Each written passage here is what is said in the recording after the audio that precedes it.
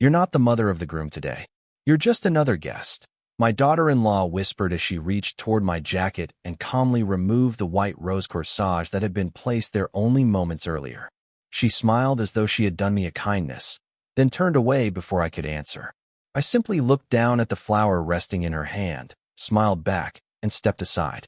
A few minutes later, the master of ceremonies proudly announced, "Please welcome our honored parents of the bride and groom." The guests applauded. My son Ethan walked proudly toward the front of the ballroom with Olivia beside him. Her parents rose to standing applause. Every camera pointed at them. No one called my name. I remained where I was near the back of the room, surrounded by strangers who assumed I was exactly what Olivia had called me moments before. Just another guest. I smiled because, in that single moment, they unknowingly made the greatest mistake of their lives. My name is Margaret Collins. I'm 68 years old, a retired elementary school librarian from Cedar Rapids, Iowa, and until that afternoon, I believed nothing could hurt more than losing my husband Robert 6 years earlier after 40 years of marriage. I was wrong. Grief is honest. Betrayal wears a smile. I had spent nearly a year looking forward to Ethan's wedding. My son had always dreamed of a small autumn ceremony surrounded by family, and although many decisions gradually slipped out of my hands during the planning, I kept telling myself that weddings were stressful and young couples deserved the freedom to celebrate however they wished. Whenever I offered to help, Olivia politely thanked me before explaining that everything had already been arranged. When I suggested using Robert's vintage silver cake knife, she said modern couples preferred something simpler. When I asked whether Ethan might like his father's cufflinks, she answered that they had already chosen another style. Each conversation left me standing quietly on the outside, but I convinced myself not to take it personally. Mothers have to learn when to let go. At least that is what I repeated every night before going to bed. That Saturday morning I woke before sunrise. I carefully pressed the navy blue dress I had purchased 3 months earlier, the same shade Robert always said brought out my eyes. I fastened the pearl earrings he had given me on our 25th anniversary and gently folded his handkerchief into my purse, not because I expected to cry, but because carrying something that belonged to him made difficult days feel a little lighter. The drive to the venue took just under an hour through quiet country roads lined with maple trees beginning to turn shades of crimson and gold. It was the kind of beautiful October morning that photographers dream about. As I parked my car, I looked toward the white barn decorated with soft lights and fresh flowers. For one brief moment, I imagined Robert standing beside me, smiling proudly as our son prepared to begin the next chapter of his life. That picture disappeared the instant Olivia greeted me with practiced warmth and guided me away from the bridal suite before I could even congratulate Ethan. She thanked me for coming as though I had accepted an invitation instead of helping build the family they were celebrating. Then she removed the corsage from my jacket, lowered her voice, and reminded me that today I was only a guest. I watched the flower disappear into her hands, took a slow breath, and quietly accepted the seat she had chosen for me. No one around me realized that before the honeymoon was over, everything they believed about this family would begin to change. I remained in my seat as conversations floated around me like distant music, polite laughter blending with the soft notes of the string quartet. The ballroom was breathtaking, filled with white roses, flickering candles, and crystal chandeliers that reflected warm light across polished wooden floors. It looked exactly like the wedding Ethan used to describe when he was younger. He once told me he wanted a celebration where everyone felt like family. As I looked around the room, I realized appearances could be beautifully misleading. The guests smiled for photographs, servers carried elegant dinner plates from table to table, and champagne glasses clinked together in celebration. Yet I had never felt more invisible. My assigned table was near the back of the reception hall beside distant co-workers of Olivia's parents. They greeted me kindly, unaware of who I was. One pleasant older gentleman introduced himself and asked whether I knew the bride or the groom. I smiled gently before answering that I had known the groom his entire life. He laughed, believing I was making a charming joke, and I did not correct him. There was no reason to embarrass a stranger simply because someone else had chosen to diminish me. Across the room, I watched Ethan greeting guests. Every few minutes our eyes almost met before someone else stepped between us. He looked happy, relaxed, and completely absorbed in the celebration. Part of me wanted to believe he simply did not realize where I had been seated or what Olivia had quietly said to me earlier. A mother learns to protect her child from uncomfortable truths, even after he becomes a grown man. Perhaps that instinct never truly disappears. As dinner was served, memories began drifting into my mind with surprising clarity. I remembered Ethan at 8 years old proudly carrying a homemade card on Mother's Day, with glitter covering nearly every inch of construction paper. He had written that I was his first best friend. I remembered standing beside him on his first day of high school, pretending not to cry until after he disappeared through the front doors. I remembered helping him pack his apartment after college and driving 6 hours each way because he insisted my homemade lasagna tasted better than anything he could buy. Those memories belonged to a son who always reached back for my hand. Somewhere along the way, that habit quietly disappeared. Looking back now, I could see that it had not happened overnight. It arrived one small moment at a time. After Ethan and Olivia became engaged, phone calls became shorter. Sunday dinners slowly stopped. Family holidays were suddenly divided into complicated schedules that somehow always left me with fewer hours. Every change came wrapped inside a perfectly reasonable explanation. They were busy. They had work commitments. They wanted to create new traditions. I accepted every explanation because love often chooses trust over suspicion. Even when small disappointments accumulated, I convinced myself that adjusting was simply part of growing older. During the speeches, Olivia thanked countless people for helping make the wedding possible. She thanked her parents for their endless guidance, her bridesmaids for months of support, her college roommate for organizing the bridal shower, and even the florist for bringing her vision to life. My name never came. I quietly sipped my iced tea and listened without changing my expression. I had contributed financially to the rehearsal dinner after Ethan privately asked whether I could help with unexpected expenses. I had gladly written the check without expecting recognition. Parents rarely keep score. We simply hope our children remember kindness when no one is watching. As the applause filled the room, I reached into my purse and touched Robert's neatly folded handkerchief. It reminded me of something he used to say whenever life felt unfair. He believed that character revealed itself most clearly when nobody expected grace. I slowly folded the cloth back into my purse and watched the newly married couple step onto the dance floor for their first dance. Everyone admired the beautiful beginning unfolding before them. Only I could feel the quiet ending that had already taken place inside my heart. Although I also sensed that another chapter, one none of them expected, had only just begun.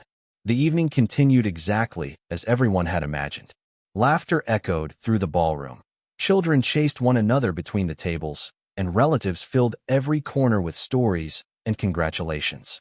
I smiled whenever someone happened to look my way because I refused to let anyone remember me as the bitter mother who could not celebrate her son's happiness. But beneath that calm expression, my mind quietly began arranging memories that had never seemed connected before. It was remarkable how quickly scattered moments could become a clear picture once someone finally showed you where to look. I remembered the afternoon Ethan called to tell me they had chosen the wedding venue. I had assumed he wanted my opinion because his father and I had celebrated our 25th anniversary at the very same restored barn. Instead, he simply informed me that everything had already been booked months earlier.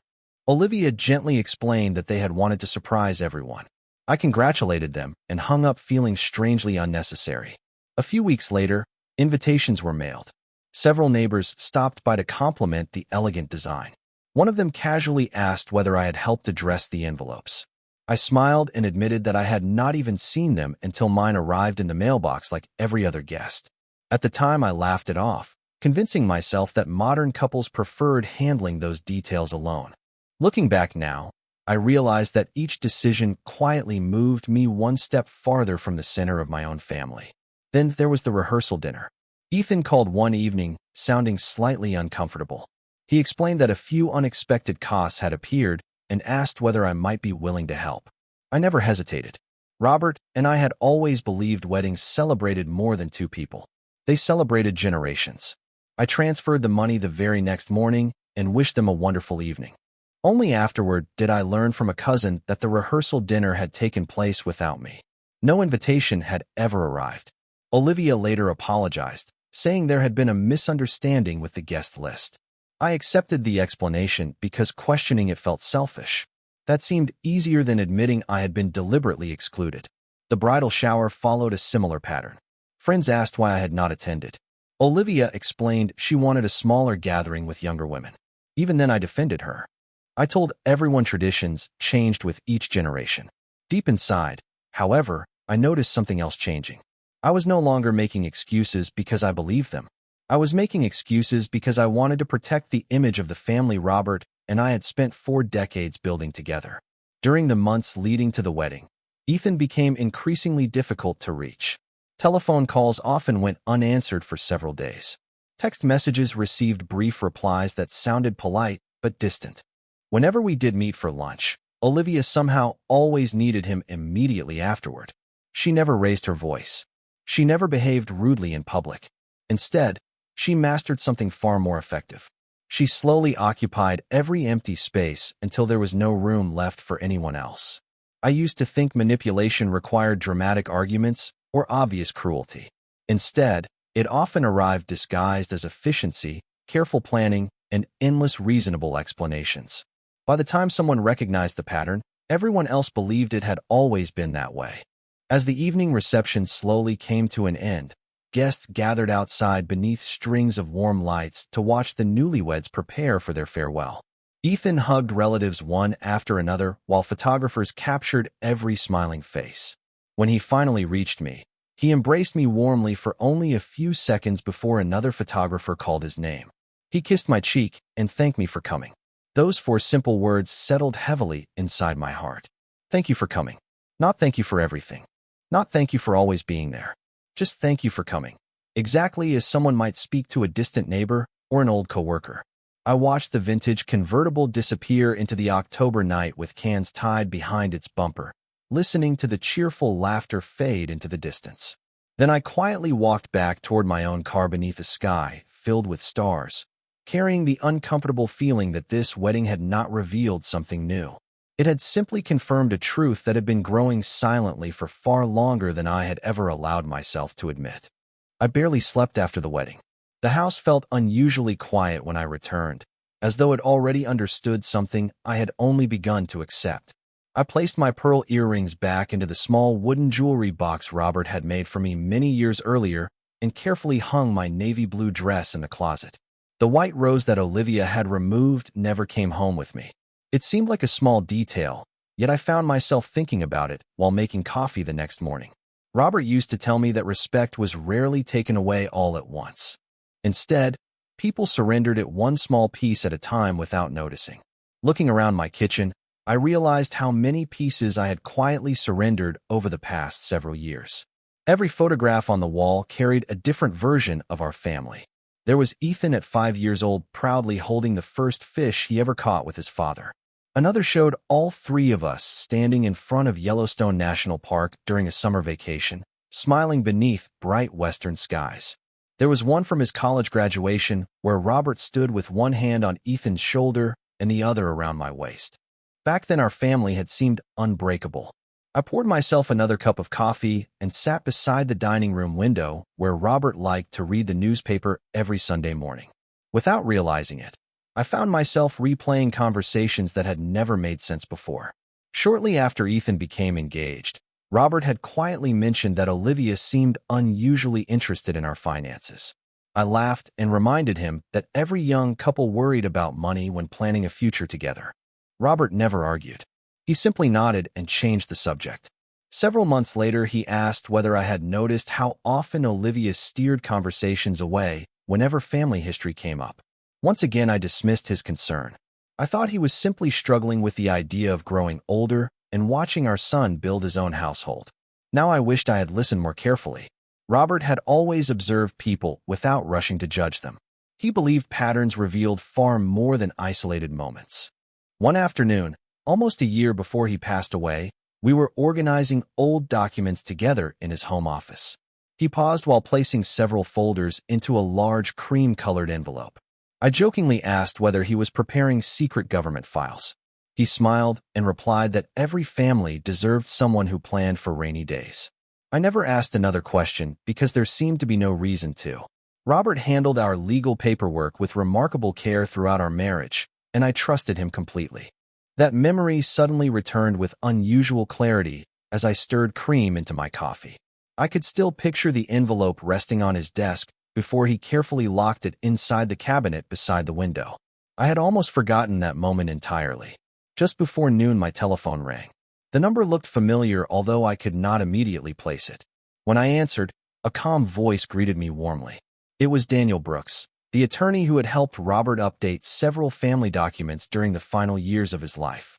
We had not spoken in months. Daniel asked how I was doing after the wedding. His tone carried genuine kindness rather than casual politeness. After a brief pause, he explained that there was something he had been meaning to discuss with me in person whenever the timing felt appropriate. He wondered whether I might have lunch with him later that week. There was nothing urgent, he assured me, but he believed Robert would have wanted us to talk. My fingers tightened slightly around the coffee mug. Daniel was not a dramatic man. Throughout the years I had known him, he never exaggerated ordinary matters or hinted at unnecessary mysteries. If he believed the conversation mattered, then it almost certainly did. I accepted his invitation for Thursday afternoon. After we ended the call, I remained seated in silence, listening to the quiet ticking of the old grandfather clock in the hallway. Outside, a gentle autumn breeze carried golden leaves across the front lawn. For the first time since leaving the wedding reception, I no longer felt only sadness. Beneath the disappointment, another feeling slowly emerged. It was quiet, patient, and impossible to ignore. Somewhere inside Robert's careful planning, there might still be a truth waiting to be uncovered, and I had the unmistakable feeling that my husband had seen far more than he had ever allowed anyone else to know. I arrived at Daniel Brooks's office 10 minutes early, just as Robert had always taught me to do. His law office occupied the second floor of a red brick building overlooking the town square, a place that had hardly changed in 30 years. The receptionist greeted me with a warm smile and offered coffee while I waited. The familiar scent of polished wood and fresh paper immediately brought back memories of sitting beside Robert during estate planning meetings, listening as he patiently asked questions I never thought to ask. At the time, I believed those conversations belonged to a distant future. I never imagined they would one day become part of my present. Daniel welcomed me into his office with the same calm professionalism I had always admired. His shelves were lined with neatly organized legal books, but it was the framed photograph of him and Robert standing beside a fishing boat that caught my attention first. They looked younger, laughing at something beyond the camera. Daniel noticed where I was looking and smiled softly. He said Robert had insisted on bringing him fishing every spring, even though neither of them ever caught very much. For a few quiet moments, we spoke about Robert instead of legal matters. Somehow that made everything easier. Finally, Daniel folded his hands across the desk and looked directly at me. He explained that several years before Robert passed away, they had reviewed every important document concerning our family, our home, and our estate. During those meetings, Robert had expressed one concern repeatedly. He worried less about money than about relationships. He believed that financial decisions often revealed people's true priorities, especially after major life events changed the balance within a family. Daniel reached into a locked cabinet beside his desk and carefully removed a large cream-colored envelope. The sight of it immediately brought back the memory of Robert placing documents inside that very same envelope while smiling and calling them preparations for rainy days. Daniel gently placed it on the desk without opening it. He explained that Robert had left very specific instructions regarding when it should be discussed. The envelope was not meant to be opened immediately after his passing. Instead, he wanted it presented only if Daniel believed I had been treated unfairly within the family or if circumstances suggested that promises Robert valued were no longer being honored. Hearing those words sent a quiet chill through me. Robert had never been suspicious by nature. If he had prepared for this possibility, then he must have noticed something long before I did. Daniel looked at me carefully before asking a simple question. He wanted to know whether anything had happened recently that made me feel excluded or diminished within my own family. For a long moment, I remained silent. Saying the words aloud somehow made them more real than simply remembering them. Finally, I described the wedding. I told him about the corsage being removed, the comment that I was only another guest, the forgotten acknowledgments, the distant table, and the quiet realization that I no longer occupied the place I once held in my son's life. Daniel never interrupted. When I finished speaking, he slowly nodded as though my story confirmed something he had quietly hoped would never become necessary. He carefully untied the ribbon around the envelope, but did not yet remove the contents. Instead, he explained that everything inside had been organized with remarkable precision by Robert himself. There were handwritten letters, legal instructions, financial records, and several documents that affected future decisions concerning the Collins family estate. Daniel emphasized that none of it required immediate action. Robert had never wanted conflict. He simply believed that dignity deserved protection, especially for the person who had spent decades protecting everyone else.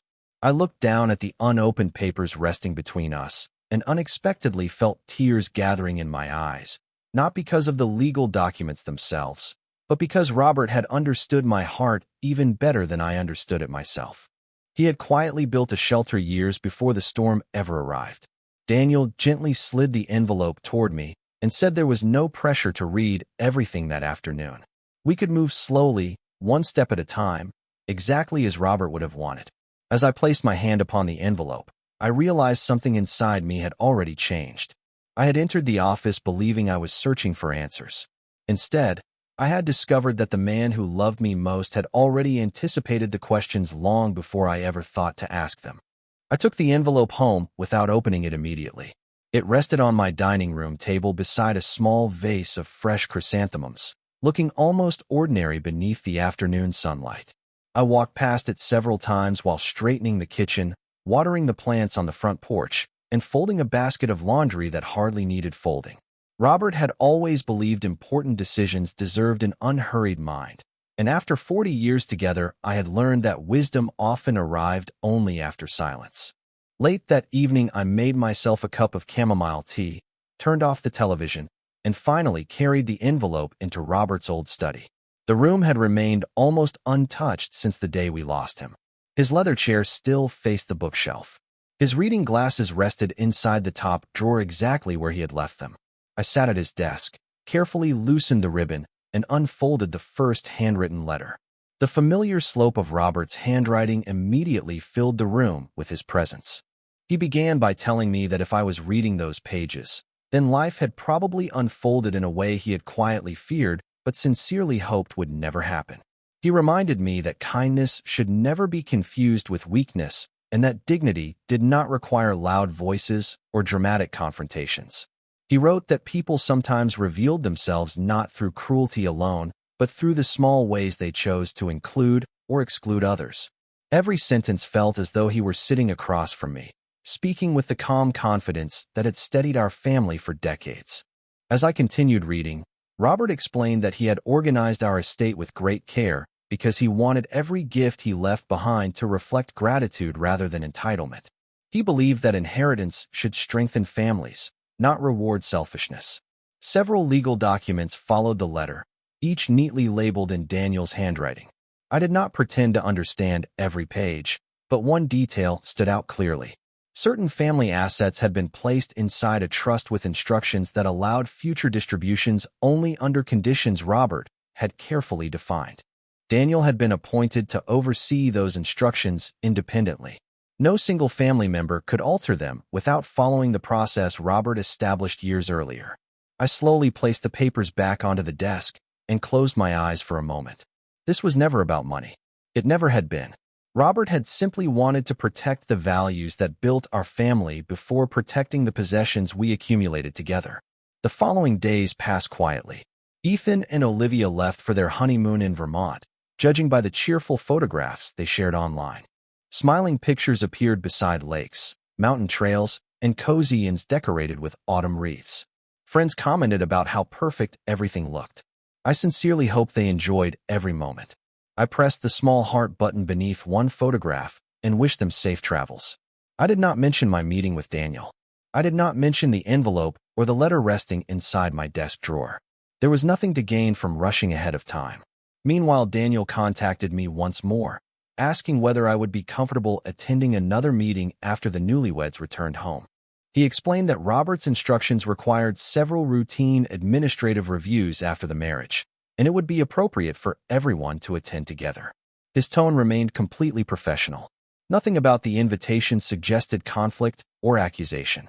It sounded like the ordinary legal appointment any family might expect after significant life changes. I agreed without hesitation. A few evenings later, Ethan finally called. His voice sounded cheerful as he described scenic drives through colorful forests and breakfasts overlooking quiet mountain valleys. He thanked me again for coming to the wedding and apologized for being so busy that day. I listened patiently, smiling as he spoke. Before ending the conversation, he casually mentioned that Daniel's office had invited both of them to a meeting the following week. He assumed it involved routine paperwork connected to Robert's estate. I simply answered that I had received the same invitation and looked forward to seeing him. After we hung up, I walked into the backyard where the last rays of sunlight stretched across the grass Robert had spent years caring for with quiet pride. The cool October air carried the scent of fallen leaves, and somewhere beyond the fence children laughed while playing in a nearby yard. Life continued exactly as it always had. Yet beneath that peaceful evening, I knew another chapter was quietly approaching. This time I would not arrive uncertain or unprepared. I would arrive exactly as Robert had hoped, with calm hands, a clear heart, and the quiet confidence that truth never needed to raise its voice to be heard. The meeting was scheduled for the following Tuesday afternoon. I arrived a few minutes early, wearing a simple cream-colored sweater and the pearl earrings Robert had always loved. Daniel greeted me with his usual calm smile before leading me into the conference room. Sunlight streamed through the tall windows, casting long patterns across the polished oak table. Everything about the room felt peaceful, almost ordinary, as though nothing important could possibly happen there. A few minutes later, Ethan and Olivia walked in together, both looking relaxed after their honeymoon. Ethan embraced me warmly and asked how I had been. I answered honestly that I was doing well. Olivia smiled politely before taking the chair beside him. She seemed confident, even cheerful, occasionally mentioning how beautiful Vermont had been during peak autumn colors. Daniel waited until everyone had settled before opening a neatly organized folder. He explained that after major family milestones, Robert had instructed him to conduct a formal review of several estate documents so that everyone clearly understood his wishes. Ethan nodded without concern. Olivia leaned back comfortably in her chair, folding her hands together with the quiet confidence of someone expecting nothing more than routine paperwork. Daniel began with familiar documents concerning the house, retirement accounts, charitable donations, and family keepsakes. He carefully explained each section without rushing. Every page reflected Robert's orderly nature. Then Daniel paused for a brief moment before lifting another folder from the stack. His voice remained calm, but the atmosphere inside the room shifted almost immediately. He explained that several years before his passing, Robert had created a family trust with instructions extending beyond financial matters. Robert believed that material gifts carried responsibility as well as privilege. Therefore, he had written a personal statement to accompany certain provisions of the trust. Daniel unfolded a handwritten letter and asked whether we would all be comfortable hearing Robert's own words. Ethan quietly nodded. I already knew what was coming, yet hearing Robert's voice through his writing affected me more deeply than I expected. Daniel read that Robert hoped his family would always remember that respect was not demonstrated through grand speeches, but through everyday actions. He wrote that parents should never become strangers inside the families they helped build, and that kindness shown only in public carried very little value if dignity disappeared behind closed doors. The room became noticeably quieter with every sentence. Olivia's pleasant smile slowly faded as she exchanged a quick glance with Ethan. Daniel continued reading until he reached a paragraph that caused everyone to sit perfectly still. Robert had written that if Daniel ever believed I had been intentionally excluded, publicly diminished, or treated as less than an honored member of the family, Daniel was authorized to postpone or reconsider several discretionary distributions from the trust until the circumstances had been carefully reviewed. The purpose, Robert explained, was never punishment. It was to ensure that gratitude remained stronger than entitlement, and that the family he spent his life protecting would never forget the people who built it. Ethan looked visibly confused. He turned toward Daniel and quietly asked whether something specific had caused this meeting. Daniel answered with complete professionalism. He explained that my recent conversation with him required documentation because Robert's written instructions left no room for assumptions. As trustee, he had a legal obligation to evaluate whether the conditions Robert described might have occurred. Olivia shifted slightly in her chair before speaking for the first time. She laughed softly and suggested there had obviously been some misunderstanding. Weddings were stressful, she explained. Seating arrangements changed at the last minute. People occasionally miss acknowledgments during speeches. She insisted that nobody had intended to make anyone feel unimportant. Daniel listened respectfully without interrupting. When she finished, he calmly opened another folder and removed several printed documents. They included seating charts, planning correspondence, and notes prepared throughout the wedding process.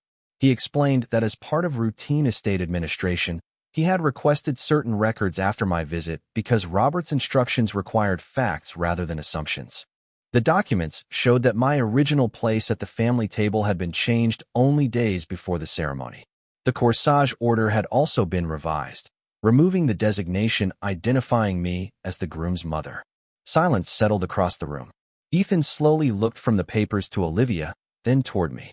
For the first time in many years, I saw uncertainty replace confidence in his eyes. I did not speak. I simply folded my hands together exactly as Robert had always done whenever he believed the truth deserved the opportunity to speak for itself. No one spoke for several long seconds. The quiet inside Daniel's conference room felt heavier than any argument ever could. Ethan continued staring at the documents spread across the polished table as though he hoped they might somehow change if he looked long enough. Olivia finally broke the silence with a careful breath and insisted that there had been no malicious intent. She explained that wedding planners often made adjustments and that many decisions had happened so quickly she could not remember every detail. Her voice remained calm, but I noticed something different now. The confidence that had followed her into the room was gone. She no longer sounded certain. She sounded cautious. Daniel responded with the same steady professionalism he had maintained throughout the meeting. He reminded everyone that his responsibility was not to assign blame or judge anyone's character. His responsibility was simply to honor Robert's written instructions exactly as they had been drafted years earlier. Robert had believed that important relationships deserved thoughtful reflection whenever actions and intentions no longer appeared to match. Daniel then closed the folder and folded his hands together. He explained that the trust allowed a period of review before any future discretionary distributions would be considered. During that time, he encouraged everyone to reflect on Robert's values rather than focusing on financial questions. Ethan slowly turned toward me. His expression was one I had not seen in years.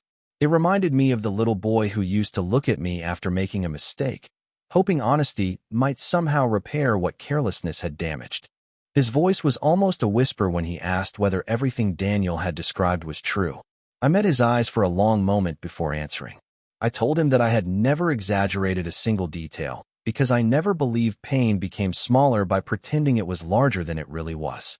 I quietly described standing in the ballroom after my corsage had been removed. I told him how the master of ceremonies introduced the parents while I remained standing among strangers. I explained that the deepest wound had not been where I sat or what I wore. It was hearing the words that reduced my place in his life to that of an ordinary guest. Ethan lowered his head into his hands. He admitted he had never realized any of those things had happened. He said he had trusted that every arrangement had been handled respectfully because he believed everyone wanted the same happy celebration. As he spoke, memories seemed to settle across his face one by one. He recalled phone calls he had hurried through, family dinners that never happened, invitations that somehow never reached me, and conversations where he accepted simple explanations without asking another question. He looked toward Olivia with genuine confusion rather than anger and quietly asked why none of this had ever been mentioned to him. Olivia hesitated before answering. She said she had only wanted the wedding to feel balanced between both families. She believed too much attention on traditions from one side might make the other side feel uncomfortable. She admitted changing several arrangements because she wanted everything to match the image she had imagined for the day. She insisted she never expected those choices to become so deeply painful. I listened without interrupting. Her explanation sounded sincere in some places and incomplete in others. Yet I realized something important while she spoke. Whether the decisions came from carelessness or pride, the result had been exactly the same. Respect had quietly disappeared one small decision at a time. I reached into my purse and removed Robert's neatly folded handkerchief, smoothing it gently across my lap before speaking again. I told Ethan that every family eventually faced moments that revealed what truly mattered. Sometimes those moments arrived during holidays, sometimes during funerals, and sometimes during weddings. The event itself was never the real test. The real test was whether people remembered who had walked beside them long before photographs were taken and applause filled the room. Daniel remained silent, allowing the conversation to unfold naturally. Finally, Ethan looked directly at me with tears gathering in his eyes. He apologized without offering excuses or asking for immediate forgiveness. He simply said he was sorry for not paying closer attention and for allowing distance to become normal. I reached across the table and gently placed my hand over his. I told him forgiveness was never the difficult part for a mother. Rebuilding trust simply required more time than losing it. As we quietly stood to leave the conference room, no one seemed interested in discussing trusts, documents, or inheritances anymore. The papers remained neatly stacked on Daniel's desk, but the most important inheritance Robert had left behind had already revealed itself. It was not measured in dollars or property. It was measured by whether his family still possessed the wisdom to recognize the difference between being included out of obligation and being cherished with genuine respect. The weeks that followed unfolded more quietly than I ever expected. There were no dramatic confrontations, no angry phone calls, and no attempts to rewrite what had already happened. Instead, there were small choices that slowly revealed whether the lessons of that afternoon had truly taken root. Ethan began calling every Sunday morning, just as he had years before.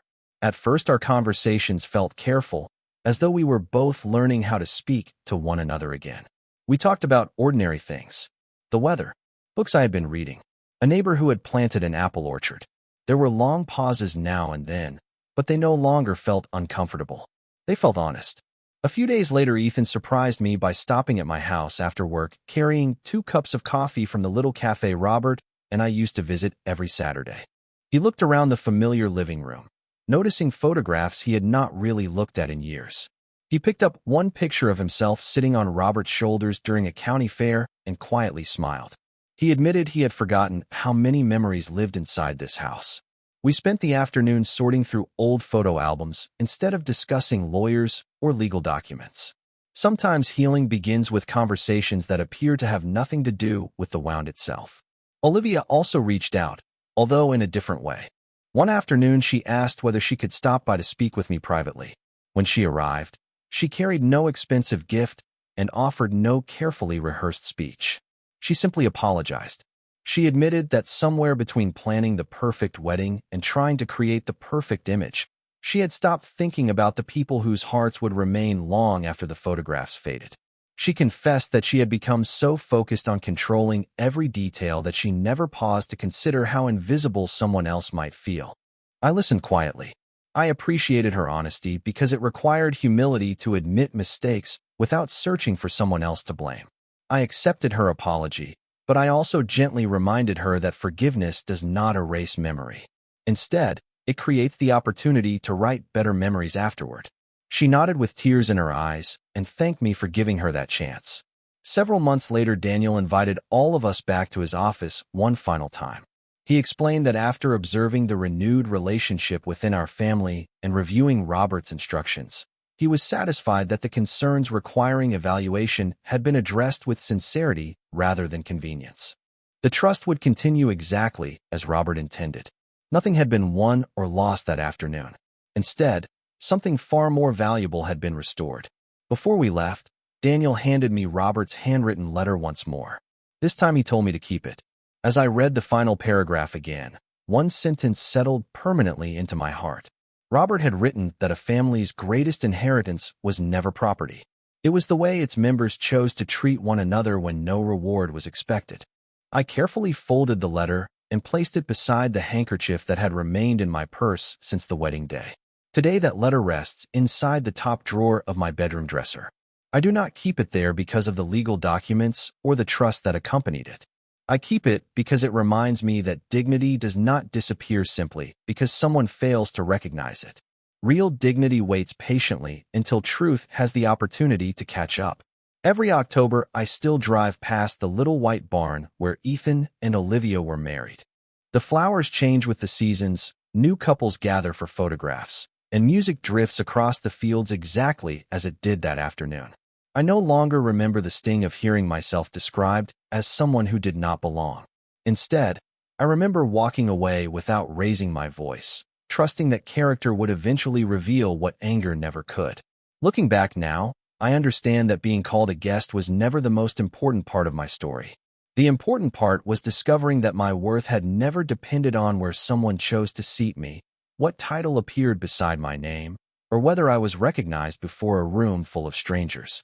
My worth had already been written into every sacrifice, every ordinary day, every quiet act of love that built a family long before anyone applauded its newest beginning. Respect cannot be demanded, purchased, or inherited. It can only be earned, protected, and shared. That is the legacy Robert left behind, and it is the one I hope our family carries forward for generations to come.